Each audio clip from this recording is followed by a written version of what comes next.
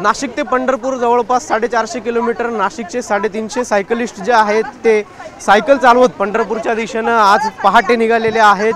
नाशिकच्या गोलक्लब मैदानावरून मोठ्या उत्साहात वाजत गाजत हे सायकल स्वार जे आहेत ते पंढरपूरच्या दिशेने त्यांचं प्रस्थान झालेलं आहे। खरं तर नाशिकच्या त्र्यंबकेश्वरीतून संत निवृत्तीनाथांची जी पालखी आहे ती गेल्यानंतर या ठिकाणी अनोखी वारी जी आहे ती आपल्याला पाहायला मिळत आहे।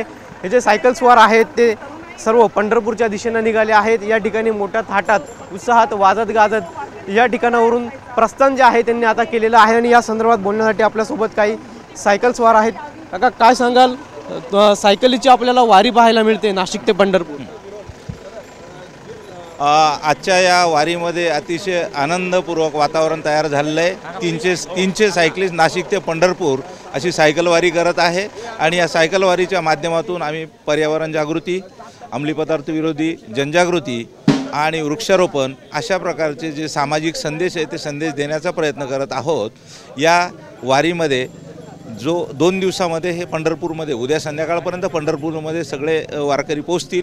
परवा महाराष्ट्रभरातले जेवढे काही सायकल क्लब आलेले असतील त्यांचं एक वारकरी संमेलन आणि रिंगण सोहळा अशा कार्यक्रमाचं आयोजन त्या ठिकाणी करण्यात आलेलं आहे। नेमकं त्या ठिकाणी रिंगण सोहळा कशा पद्धतीचा असेल?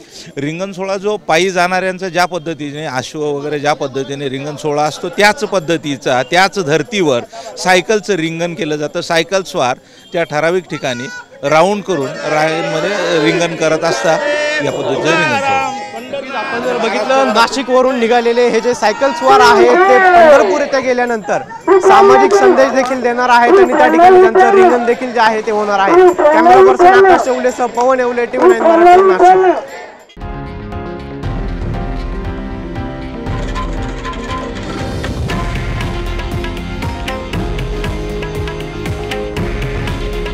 हे आहे देशातील नंबर 1 न्यूज नेटवर्क आणि आपण पाहत आहात TV9 मराठी।